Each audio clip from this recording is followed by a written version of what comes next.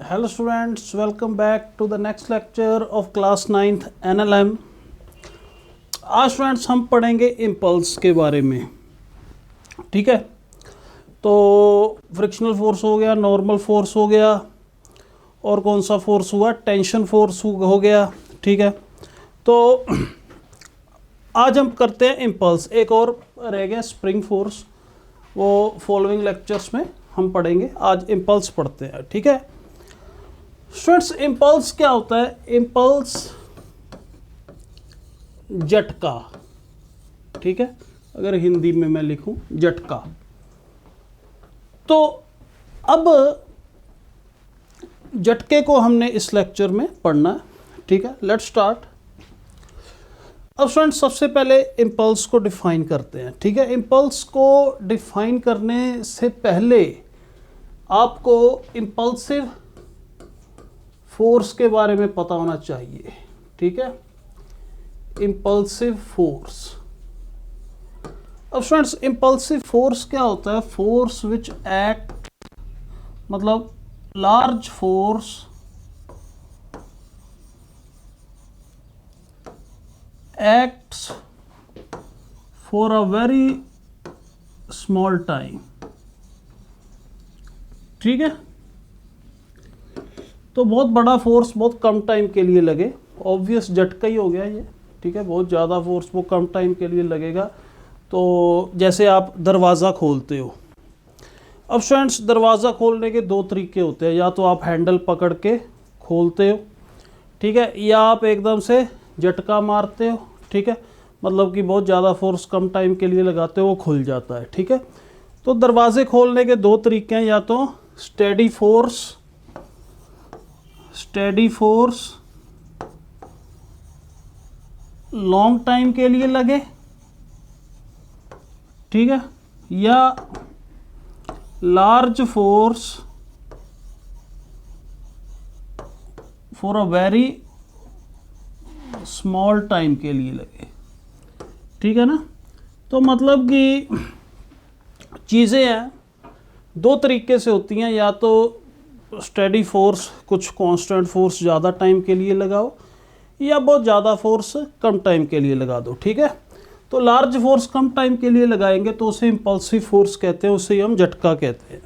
Okay students, अब students एक इसकी मैं आपको लाइव एग्जांपल देता हूँ। देखो कि एक बॉल जो है वो मान लो, ठीक है, इस पे टकराई, तो मतलब ये ऑब्वियस ग्राउंड है, ठीक है, या आप कह लो फ्लोर है।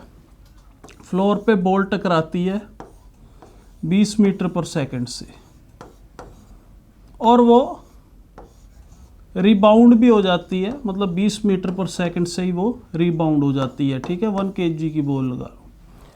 अब स्टूडेंट्स आप खुद देखो, जब बॉल को मैंने यहाँ से छोड़ा, ठीक है, और वो 20 मीटर पर सेकंड से ग्राउंड पे टकराई या फ्लोर पे टकराई, तो वो रिबाउंड होगी 20 मीटर पर सेकंड से, ये मैंने मान लिया है। तो आप देखो कि जो कोलिजन का टाइम होता है, मतलब टाइम जिस टाइम के लिए बॉल कांटेक्ट में रही है फ्लोर के साथ, वो टाइम कितना होता है? मिली सेकेंड्स, बहुत कम होता है ना। तो हम ले लेते हैं, चलो 0.1 सेकेंड ले लेते हैं, ठीक है, या 0.02 सेकेंड्स ले लेते हैं, चलो ठीक है। इतने टाइम के लिए जो बॉल है वो कांटेक्ट के साथ रहती है, किसके? फ्लोर के। ठीक है, तो स्टूडेंट्स इस बॉल पे फोर्स देखो कौन कौन से लग रहे हैं। एक तो mg है, एक लग रहा है नॉर्मल लग रहा है। ठीक है, तो मतलब कि वेलोसिटी का चेंज हो रहा है। वेलोसिटी पहले इस वाली डायरेक्शन में थी, टकराने के बाद ये वाली डायरेक्शन में हो गई। वेलोसिटी का जब भी चेंज आएगा तो ऑब्वियस एक्सेलरेशन तो आएगी। ठीक है, तो एक्सेलरेशन में लिखता हूँ, एक्सेलरेशन क्या होती है? Net force. नेट फोर्स कितना है? n minus M G upon M.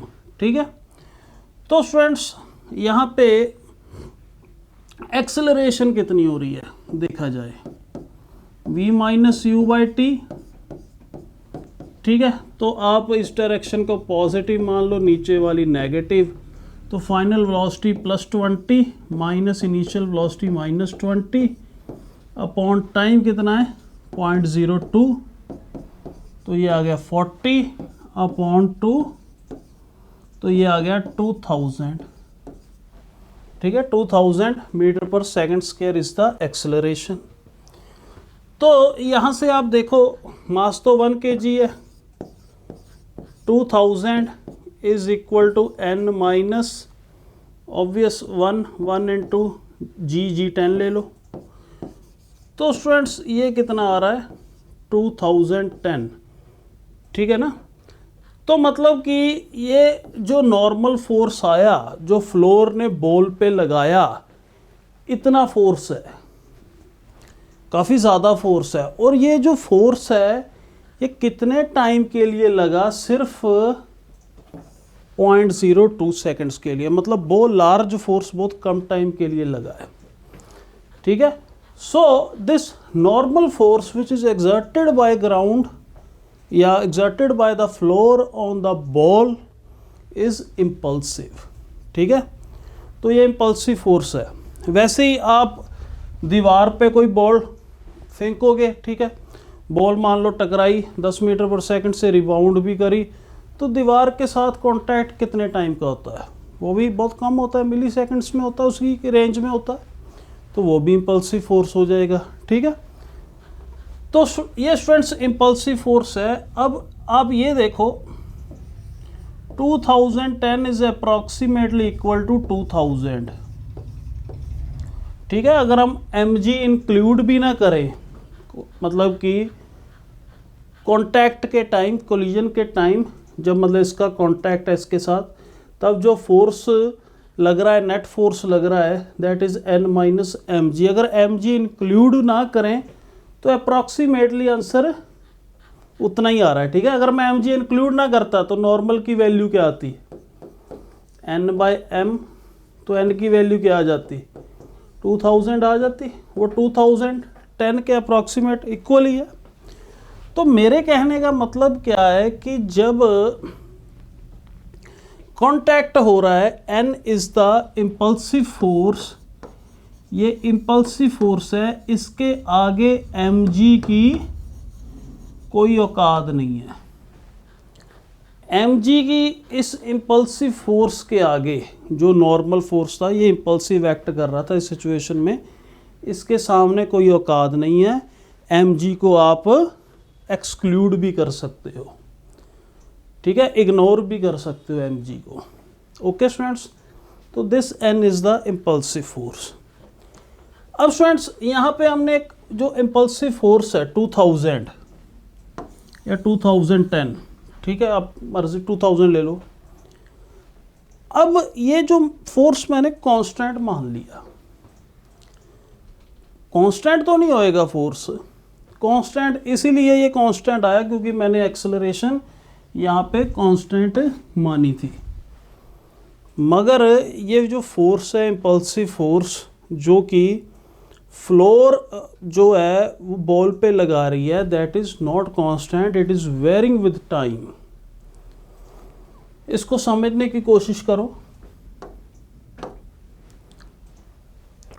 अब आप खुद देखो, जो फोर्स है,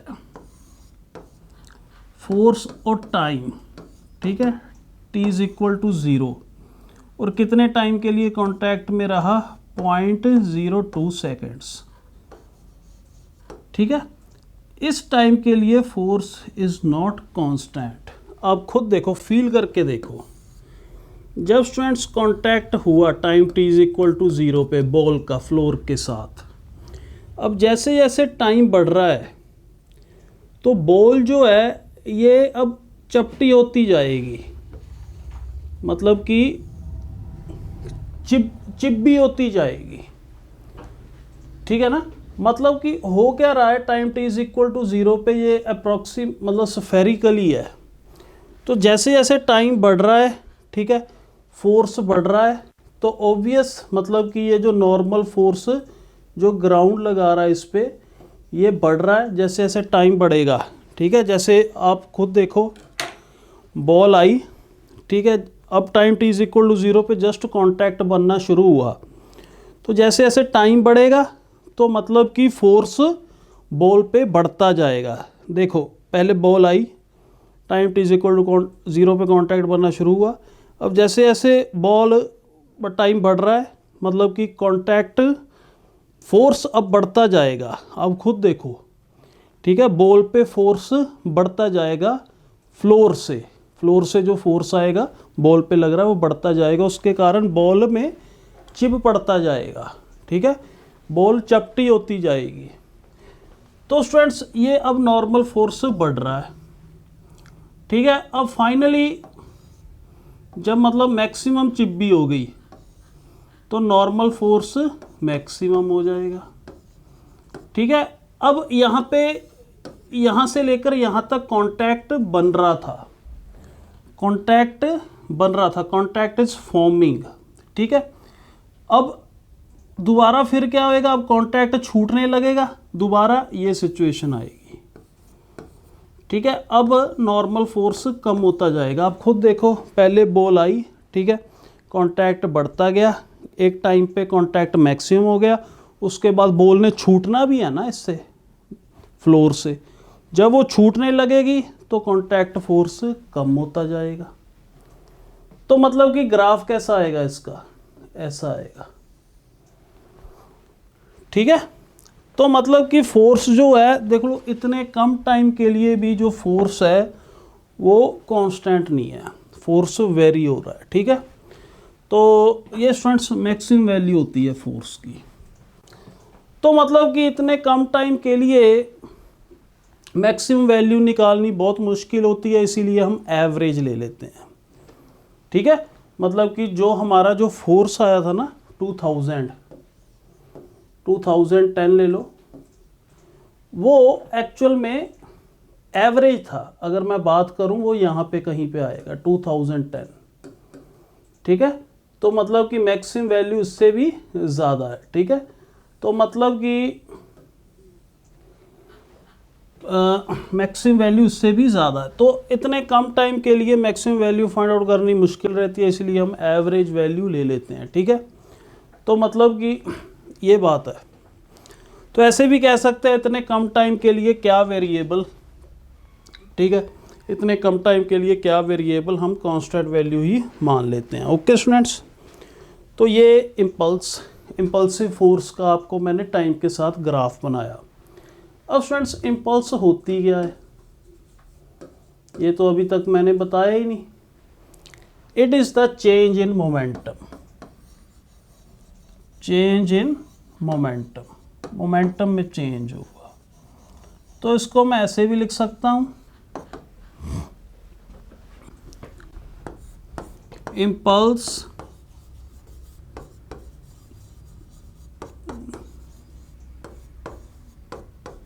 ठीक है, final momentum minus initial momentum, और एम वी माइनस यू किसके इक्वल होता है, impulsive force into time of contact. Newton second law क्या कहता है, अगर फोर्स इम्पल्सिव है तो पी एफ माइनस पी आई अपॉन टी, ठीक है। तो मतलब कि ये हमारे, और इसे हम एवरेज कंसीडर कर लेते हैं, क्योंकि मैक्सिमम मतलब कि ऑब्वियस एवरेज हम इसको कंसीडर कर लेते हैं, हालांकि वेरिएबल होता है फोर्स, ठीक है स्टूडेंट्स। तो ये स्टूडेंट्स इम्पल्स है। तो इम्पल्स को डिफाइन कैसे करेंगे, it is the change in momentum, या आप ऐसे भी कह दो product of impulsive force and time. अब students impulse and impulsive force दोनों अलग चीज़ें हैं, बच्चे कंफ्यूज हो जाते हैं, वो सेम ही मान लेते हैं। इम्पल्सिव फोर्स अलग है, इम्पल्स अलग है। इम्पल्सिव एवरेज फोर्स और टाइम का प्रोडक्ट है, या कह लो चेंज इन मोमेंटम है। ओके स्टूडेंट्स, तो स्टूडेंट्स अब जो इम्पल्स देखो आप, मतलब कि ये जो impulse is equal to F into T. ठीक है, इम्पल्स को कभी कभी स्टूडेंट्स जे के साथ भी डिनोट कर देते हैं हम, आपको काफ़ी क्वेश्चंस में ये जे के साथ डिनोट होता हुआ मिलेगा। ठीक है स्टूडेंट्स, तो मतलब कि जे को हमने कैसे लिखा, एफ इम्पल्सिव इंटू टी। तो आपको याद है जब हमने X V into T, X यहाँ पे क्या है डिस्प्लेसमेंट, वी वेलोसिटी टाइम, तो आपको यहाँ पे हमने क्या किया था कि जो वेलोसिटी टाइम ग्राफ था उसका एरिया हमें क्या देता था, डिस्प्लेसमेंट देता था। X T V T graph का जो एरिया था वो हमें डिस्प्लेसमेंट देता था। वैसे ही यहाँ पे F T graph, F T force versus time graph जो होएगा उसका एरिया हमें इम्पल्स देगा। ओके स्टूडेंट्स, उसका एरिया हमें इम्पल्स देगा। तो अगर ये मैं ग्राफ बनाता हूँ एफ और टी, ऐसा ग्राफ बनाऊँ, ठीक है, तो मतलब कि ये जो एरिया है, ये एरिया मुझे इम्पल्स या चेंज इन मोमेंटम देगा, जे देगा या चेंज इन मोमेंटम देगा। ठीक है students, P F minus P I देगा। ओके स्टूडेंट्स, तो ये होगी स्टूडेंट्स इम्पल्स की बात। चलो अब नेक्स्ट देखो impulse momentum theorem, impulse momentum theorem. अब स्टूडेंट्स आप ये देखो कि मैं बॉल को कैच करना चाहता हूँ, ठीक है, दो तरीके हैं कैच करने के। ठीक है, ये सेकंड कैच और ये फर्स्ट कैच। बॉल आ रही है सेम मास की वी वेलोसिटी से, यहाँ पे भी बॉल आ रही है सेम बॉल वी वेलोसिटी से। फाइनल आपने उसको पकड़ा और उसका वेलोसिटी उसकी ज़ीरो कर दी। ठीक है, फाइनली पकड़ा, उसकी वेलोसिटी ज़ीरो कर दी। ठीक है, अब स्टूडेंट्स दो तरीके होते हैं, देखो कैसे। एक तो कैच, हम बॉल आई हमने ऐसे पकड़ लिया, ठीक है, तो दूसरे कैच में, सेकंड कैच में हमने क्या किया, बॉल आई ऐसे पकड़ा। ठीक है, पहले केस में हमने ऐसे पकड़ लिया सीधे, दूसरे केस में हमने ऐसे पकड़ा। तो फर्स्ट केस में जो टाइम ऑफ कांटेक्ट है, जितने टाइम के लिए बॉल आपके हाथ में रही जब तक वो रुकी नहीं, वो टाइम वो कम है। दूसरे केस में देखो जो कैच 2 है, जितने टाइम में आपने बॉल को रोका, या कह लो जितने टाइम में आप बॉल आपके हाथ के साथ कांटेक्ट में रही वो ज़्यादा है, टाइम ऑफ कांटेक्ट ऐसे ज़्यादा है। ठीक है, ऐसे ही पकड़ लिया, फिर बहुत कम है, नेग्लिजिबल है, बहुत कम हो गया। ठीक है, जैसे आपने देखा होगा जो स्टूडेंट्स, जैसे फील्डर खड़ा है, ठीक है, आगे फील्डर खड़ा है, तो एकदम से बैट्समैन शॉट मारता है, तो ऑब्वियस रिएक्शन टाइम बहुत कम होता है, तो कैच वो एकदम से ऐसे पकड़ लेता है या ऐसे पकड़ लेता है।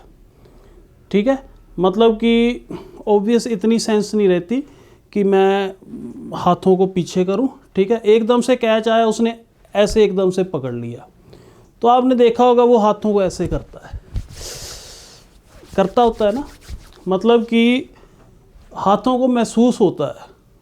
ठीक है, हाथों पे कई बार इंजरी भी हो जाती है। तो जब कोई बाउंड्री पे फील्डर होता है, ठीक है, कैच बहुत मतलब कि ऊंचा होता है, तो फील्डर के पास इनफ टाइम होता है जजमेंट करने को। ठीक है, तो वो फिर वो आराम से कैच पकड़ता है और हाथों को पीछे लेकर जाता है। तो जब वो हाथों को पीछे लेकर जाता है तो उसके हाथों को महसूस ही नहीं होता है कि उसने मतलब इतनी ऊंची बॉल उसने उसका कैच पकड़ा है। ठीक है, तो अब महसूस नहीं हो रहा, एक केस में बहुत महसूस हो रहा है, इंजरी होने के चांसेस हैं।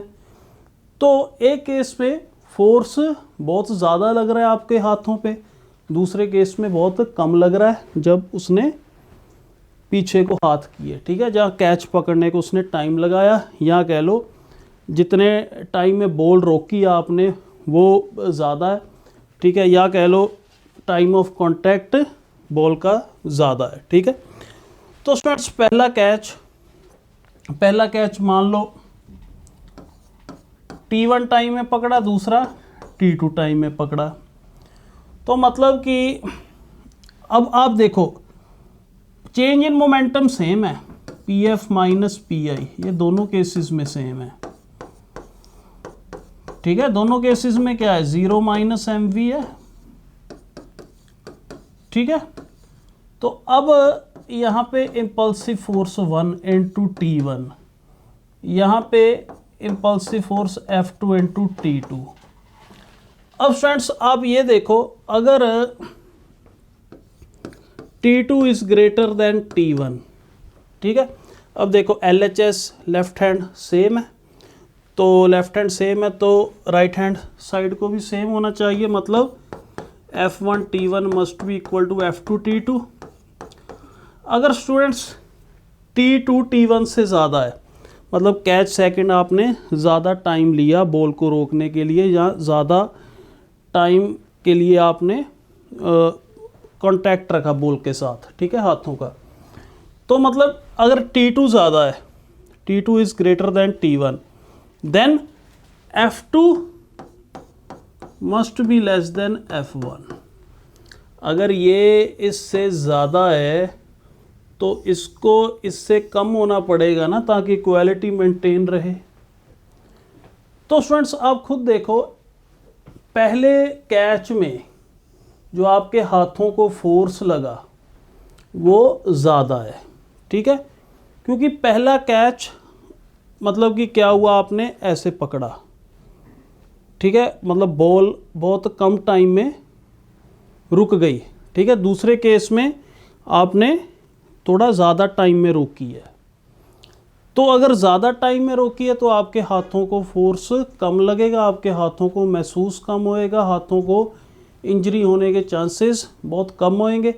अगर वही मतलब आगे जो फील्डर है एकदम से बॉल आ गई, उसने एकदम से पकड़ लिया, ठीक है, मतलब वो ऐसी सिचुएशन थी हाथों को वो पीछे कर ही नहीं पाया, ठीक है, या हाथों को ऐसे पीछे कर ही नहीं पाया, तो ऑब्वियस उसके हाथों को इंजरी के चांसेस ज़्यादा हैं, ठीक है।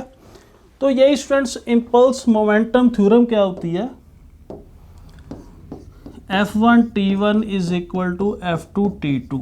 अगर टाइम ऑफ कांटेक्ट बढ़ा देते हो आप तो मतलब जो फोर्स है इम्पल्सिव फोर्स वो कम हो जाता है, मतलब शॉक जो है वो कम लगता है, ठीक है।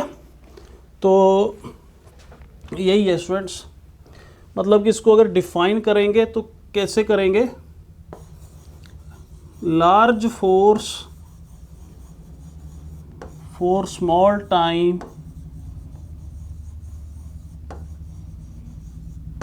is equivalent to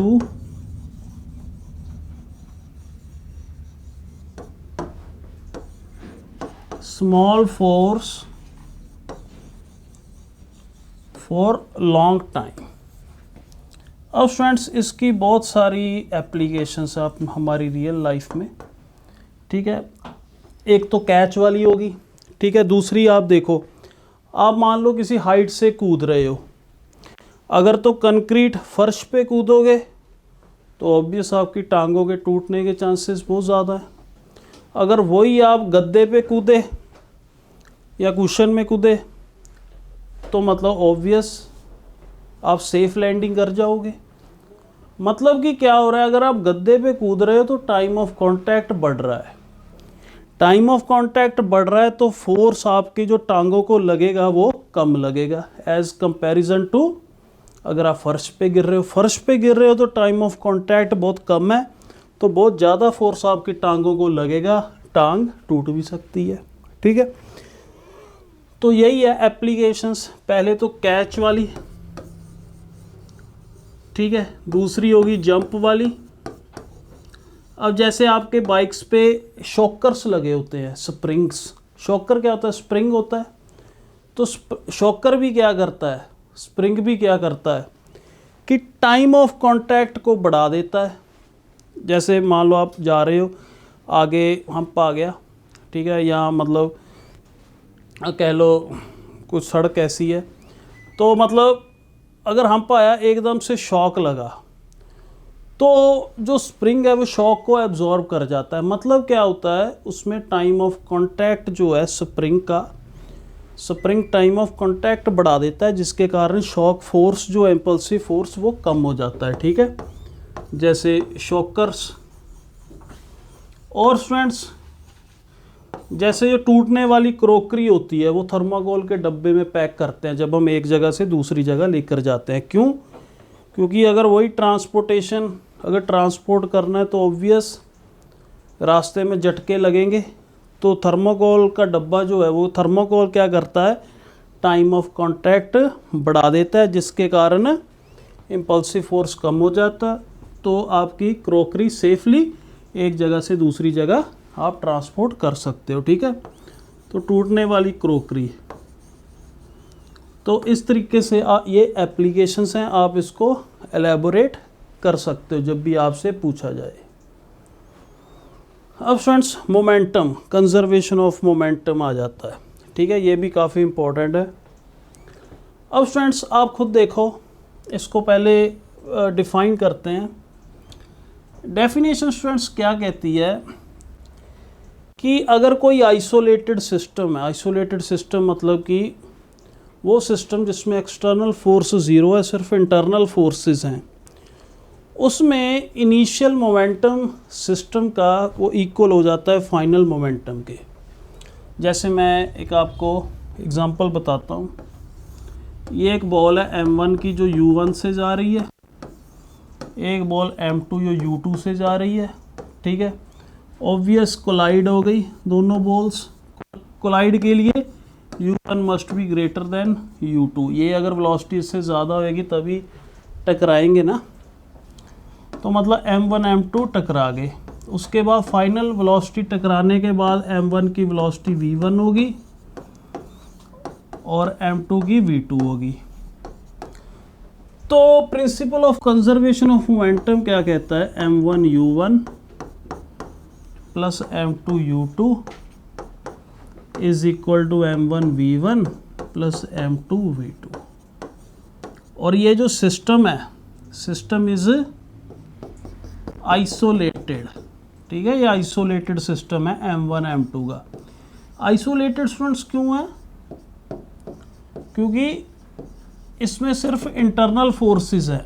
जैसे यहाँ की बात करूँ, जब टकराए तो m1 ने m2 पे आगे को फोर्स लगाया, दिस इज F2 on 1, और m1 पे पीछे को फोर्स लगाया, this is F1 due to force on 1 due to 2, this is force on 2 due to 1। तो स्टूडेंट्स ये इंटरनल फोर्सेस है। एक्सटर्नल फोर्स तो सिस्टम मतलब ब्लैक बाउंड्री है, इसके अंदर कोई एक्सटर्नल फोर्स तो नहीं है, सिर्फ इंटरनल फोर्सेस है। ठीक है, इंटरनल फोर्स अगर सिस्टम की बात करी जाए तो नेट फोर्स क्या होएगा सिस्टम में, ज़ीरो, कैंसिल हो गए because they are action reaction pair.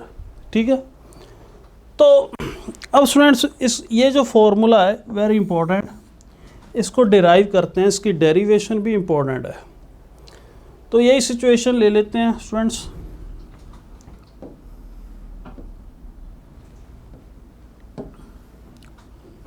ठीक है, m1 u1 से जा रही है, m2 u2 से कोलाइड करे कुछ टाइम बाद, m1 m2। ठीक है, अब कोलाइड करने के बाद क्या हुआ, m1 की वेलोसिटी v1 होगी, m2 की वेलोसिटी v2 होगी। ठीक है स्टूडेंट्स, तो अब m1 ने m2 पे कौन सा फोर्स लगाया, एक्चुअल में इम्पल्सिव फोर्स है, दैट इज नॉर्मल फोर्स। ठीक है, m2 की अगर फ्री बॉडी डायग्राम बनाऊं तो इस पे इम्पल्सिव फोर्स लग रहा है नॉर्मल एक्चुअल में ये normal force on 2 due to 1। ठीक है, और m1 पे फोर्स लगा रहा है m2 इधर, this is normal force on 1 due to 2। ये दिस आर इम्पल्सिव फोर्सेस। ठीक है स्टूडेंट्स। तो अब स्टूडेंट्स मैं एक्चुअल में m1 के लिए इक्वेशन लिखता हूँ इम्पल्स वाली। क्या लिखूँ? अब आप खुद देखो, m1 पे ऑब्वियस इनिशियली u1 जो थी वो u2 से बड़ी थी, तभी कोलिजन होएगी। अब स्टूडेंट्स m1 ऐसे जा रहा था और m1 पे इम्पल्स इस तरफ, इम्पल्सिव फोर्स इस तरफ लगा, तो m1 ऐसे जा रहा था, इम्पल्सिव फोर्स इधर लगा, तो ऑब्वियस टकराने के बाद m1 की जो वेलोसिटी है वो कम हो जाएगी, ठीक है। और m2 ऐसे जा रहा था, m2 ऐसे जा रहा था और m2 पे इम्पल्स भी इधर को लगी, ठीक है। तो इम्पल्स इधर लगी, वो जा भी इधर को रहा था, तो फाइनल वेलोसिटी जो आएगी m2 की वो इज ग्रेटर देन v1, ठीक है।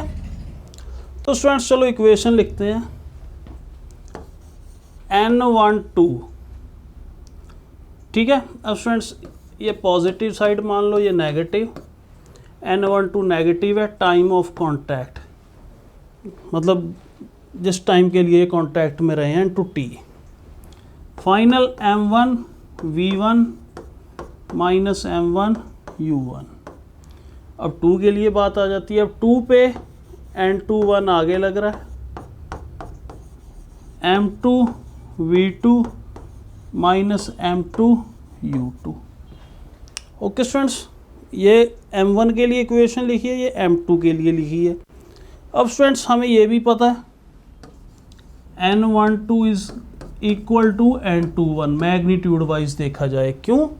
Because they are action reaction pair, ठीक है। Newton third law, Newton third law, ठीक है। तो अगर हम ऐड करेंगे इसको तो n12 n21 ये तो कैंसिल हो जाएगा, बचेगा क्या? 0 is equal to m1 v1 plus m2 v2 minus m1 u1 minus m2 u2। तो यहाँ से मैं क्या कह सकता हूँ, वही आ गया initial momentum m1 u1 plus m2 u2 initial momentum of the system is equal to final momentum of the system, ठीक है। तो principle of conservation of momentum को डिफाइन कैसे करेंगे? Initial momentum of the system in isolated system is equal to final momentum of the system, ठीक है students. चलो आगे चलते हैं। Applications of conservation of momentum. Students सबसे पहली एप्लीकेशन आ जाती है recoil of gun, recoil of gun, ठीक है स्टूडेंट्स। ये गन है और इसमें एक बुलेट पड़ा है, ठीक है। गन का मास कैपिटल M है और बुलेट का मास स्मॉल m है, ठीक है। तो अब स्टूडेंट्स आप ये देखो, ट्रिगर दबाने से पहले अब ये जो गन है ये भी रेस्ट पे है और बुलेट भी रेस्ट पे है।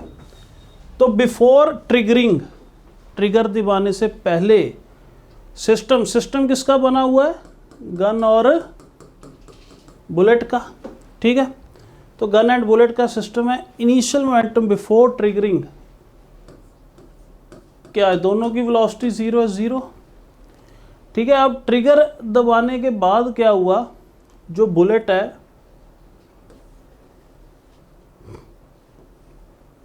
दोबारा बना देता हूं, जो बुलेट है वो निकल गया यहां से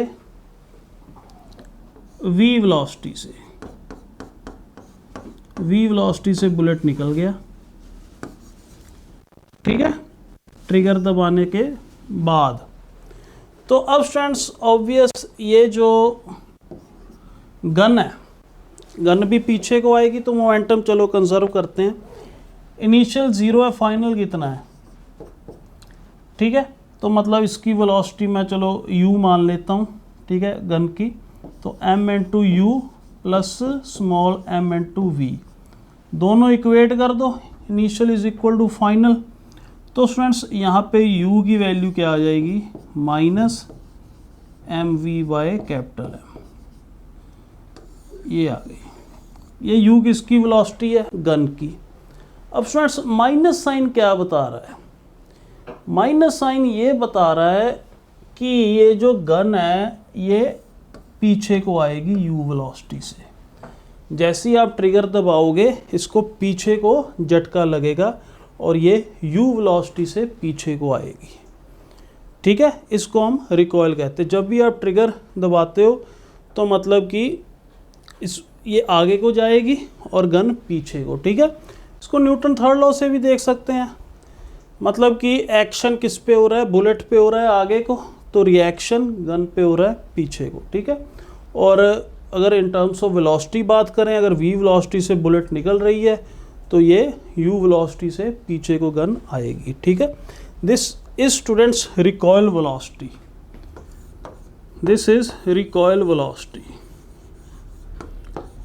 अब स्टूडेंट्स इस फॉर्मूले से हमें यह भी पता लगता है, अब गन का मास अगर ज़्यादा है तो वेलोसिटी, रिकॉइल वेलोसिटी कम होएगी।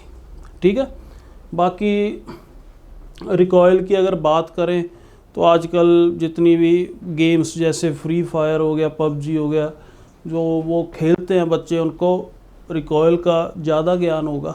ठीक है, अलग अलग गन्स की अलग अलग रिकॉइल होती, जो खेलते हैं उनको पता है। मतलब कि जिसका मास ज़्यादा है जिस गन का, उसकी हमेशा रिकॉइल कम होती है। ओके स्टूडेंट्स, तो ये हो गई रिकॉइल वेलोसिटी। ठीक है, negative is representing velocity of gun is opposite to that of bullet. Okay students, तो अब स्टूडेंट्स जैसे ऐसे भी क्वेश्चंस आ जाते हैं, जो सोल्जर्स होते हैं, जैसे वो असॉल्ट राइफल्स जो होती हैं, ठीक है, तो उनको अपने शोल्डर का सपोर्ट देते हैं। ठीक है, ऐसे पूरा शोल्डर का सपोर्ट दे के रखते हैं। क्यों? क्योंकि वो जैसे ट्रिगर दबाते हैं, जैसे बुलेट्स निकलती हैं तो ऑब्वियस वो पीछे को गन आती है, झटका मारती है। ठीक है, तो उनको अपनी शोल्डर से सपोर्ट दे के रखना पड़ता है। ठीक है, अगर वो मतलब कि टाइटली ना पकड़ें, शोल्डर का सपोर्ट ना दें, ठीक है, मतलब टाइटली ना पकड़ें, तो ऑब्वियस वो पीछे को एकदम से आएगी और इंजर भी कर सकती है जिसने उसको पकड़ा हुआ है। ओके स्टूडेंट्स, तो नेक्स्ट मतलब ये तो फर्स्ट एप्लीकेशन होगी इसकी।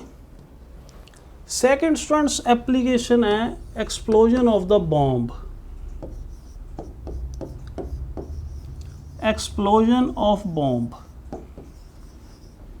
आप सोच रहे होंगे कि ये तो प्रिंसिपल ऑफ कंजर्वेशन मोमेंट बड़ी ख़तरनाक चीज़ है, पहले बंदूक पे लगा अब बॉम्ब्स पे लग रहा है। नहीं, ऐसा कुछ नहीं है, बहुत मतलब कि केसेस में लगता है। ठीक है, बहुत सारे क्वेश्चंस में लगेगा, मगर हमने चलो एप्लीकेशंस गन और बॉम्ब से शुरू कर दी। अब फ्रेंड्स जैसे क्वेश्चन आ जाता है, एक बॉम्ब है एम मास का, रेस्ट पे पड़ा हुआ है, अब एकदम से एक्सप्लोड कर गया, तो सिर्फ अंदर के इंटरनल फोर्सेस है ना, एक्सटर्नल फोर्स तो कोई है ही नहीं, इंटरनल फोर्सेस के कारण एक्सप्लोड किया ये। ओके स्टूडेंट्स, तो इंटरनल फोर्सेस के कारण एक्सप्लोड किया। अब इनिशियल मोमेंटम इसका भी कितना है, 0 है। फाइनली कह दो ये दो पार्ट में टूट गया, एक m1 में एक m2 में। ठीक है, m1 की वेलोसिटी मान लो v1 है, तो m2 की निकालो, तो फाइनल मोमेंटम क्या हो जाएगा, m1 v1 plus m2 v2।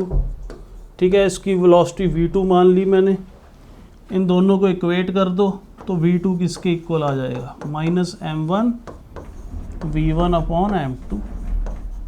Same वैसा सही फॉर्मूला। नेगेटिव अब क्या बता रहा है कि इसकी वेलोसिटी जब ये फूटेगा तो ये ऑपोजिट डायरेक्शन में जाएगा। ओके स्टूडेंट्स, तो मतलब कि एक ये भी बात है, हैवियर पार्ट जो है, मान लो 5 kg का बॉम्ब था, एक 2 kg में टूटा और एक 3 kg में टूटा। ठीक है, तो मतलब कि ऑब्वियस जो हैवियर पार्ट आएगा उसकी वेलोसिटी कम आएगी। ठीक है, जैसे इस फॉर्मूले में क्वेश्चंस आ जाते हैं, अगर आइडेंटिकल मासेस हैं तो वेलोसिटी सेम होएगी, अगर दो में टूट रहा है तो मतलब कि ऑपोजिट डायरेक्शन में जाएगा एक। ठीक है, तो ये स्टूडेंट्स एक्सप्लोजन ऑफ बॉम्ब, तो ये स्टूडेंट्स एप्लीकेशंस होगी कुछ। बाकी रॉकेट की, रॉकेट में भी ये कंजर्वेशन ऑफ मोमेंटम लगता है। ठीक है, जैसे जो दिवाली वाले रॉकेट्स होते हैं उसमें भी यही चीज़ हो रही है। ठीक है, तो अब स्टूडेंट्स हालांकि वो मास वेयरिंग सिस्टम होता है, उसमें मतलब कि लिख सकते हैं हम मोमेंटम की इक्वेशन, मोमेंटम कंजर्व ही रहेगा। ठीक है, रॉकेट में किसी भी इंस्टेंट पे। ठीक है, तो ठीक है स्टूडेंट्स, तो नेक्स्ट क्वेश्चंस करते हैं। A bullet of mass 10 gram is fired with an initial velocity of 20 metre from a rifle. तो इनिशियल रिकॉयल वेलोसिटी, तो रिकॉयल वेलोसिटी स्टूडेंट्स क्या हो जाएगी, पहले बुलेट 10 ग्राम का, इसको केजी में कन्वर्ट कर लो, वेलोसिटी कितनी है 20 है। ठीक है, फॉर्मूला लगाया मैंने अपॉन 4 kg। ठीक है, तो ये स्टूडेंट्स क्या आ गया 1/20 मीटर पर सेकेंड। ठीक है, जो ही फॉर्मूला अभी हमने डिराइव किया था, ठीक है, वही लगाया सिंपल। चाहे आप इनिशियल मोमेंटम फाइनल मोमेंटम कैसे करके कर लो, आपकी मर्जी है।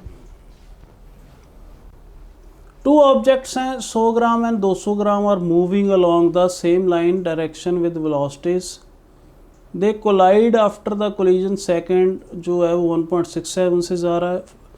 ठीक है, determines the velocity of first object. तो स्टूडेंट्स वैसे ये 0.1 kg into 2.2 into 1 is equal to, अब जो कहते हैं कि सेकंड ऑब्जेक्ट जो है मतलब 0.1 वाले की वेलोसिटी हमने फाइंड आउट करनी है, और 0.2 वाला कितने से जा रहा है 1.67 से जा रहा है। ठीक है, तो ये आप करके देखो, मतलब कि ये कितना आ गया 0.2 0.4 आ गया। ठीक है, तो 1.67 इसको करो 2 से मल्टीप्लाई। ठीक है स्टूडेंट्स, तो ये 3.34 आ गया, मतलब सॉरी 0.334। ठीक है स्टूडेंट्स, तो मतलब कि ये कितना आ जाएगा डिवाइडेड बाय 0.1। ठीक है स्टूडेंट्स, तो मतलब कि ऑब्वियस पॉइंट्स में आ रही है वेलोसिटी। ओके स्टूडेंट्स, तो मतलब आप v वेलोसिटी यहाँ से आ जाएगी। चलो next question. 95 kg person is driving along 30 meter positive x direction, car hits a wall and is stopped and airbag deploys. Person impact with the airbag last for just 225 milliseconds and calculate. अब students थोड़ा सा मैं आपको airbag के बारे में बताता हूँ जस्ट नॉलेज के लिए। ये स्टूडेंट्स हमने जो फॉर्मूला किया था ना FT का, आजकल इतनी टेक्नोलॉजी है, ये मैक्सिमम फोर्स फाइंड आउट कर लेते हैं हम, टेक्नोलॉजी एडवांस है। ठीक है, तो जब भी इतना फोर्स मैक्सिमम फोर्स कोलिजन के टाइम, जब मतलब कि ऑब्वियस मतलब कोडिंग करी होती है, जब इतना फोर्स गाड़ी को फील हो ना कोलिजन के टाइम, एक्सीडेंट के टाइम, तो मतलब एयर बैग्स खुल जाते हैं। मतलब एयर बैग्स खुलने के लिए एक मैक्सिमम फोर्स असाइंड होता है। अगर इतना फोर्स फील हो गाड़ी को एक्सीडेंट के टाइम तो एयर बैग्स खुल जाते हैं। चलो अब स्टूडेंट्स इम्पल्स क्या है, चेंज इन मोमेंटम। तो फाइनली तो बॉडी रुकी गई, तो फाइनल मोमेंटम क्या हो जाएगा 0, इनिशियल कितना हो जाएगा, मतलब कि हमें चलो मास ही अकेली बंदे का दिया है, तो 95 इंटू 30। ठीक है, तो ये इम्पल्स आ जाएगी। इम्पल्सिव फोर्स क्या होएगा, बस इसको टाइम के साथ डिवाइड कर देंगे। 225 मिली सेकेंड्स को सेकेंड्स में कन्वर्ट कर लो। ओके स्टूडेंट्स, तो ये आपके पास फोर्स आ जाएगा। Okay students, change in force क्या होता है, या ऐसे कर लो, force into time of contact, impulsive force into time of contact is change in momentum. बिल्कुल आसान।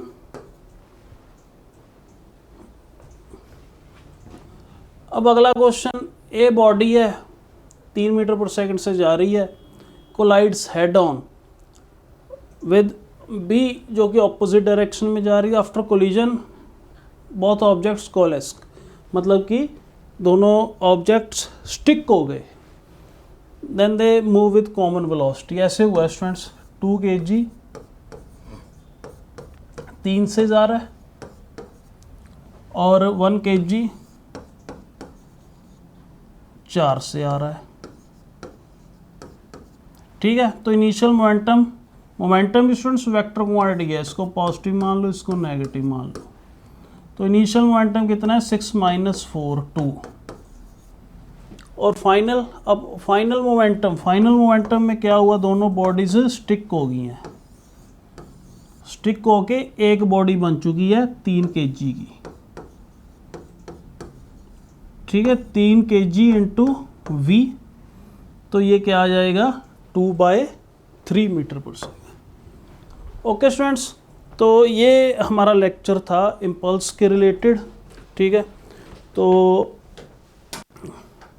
नेक्स्ट लेक्चर में कुछ नया टॉपिक शुरू करेंगे। Okay students, thank you very much, bye.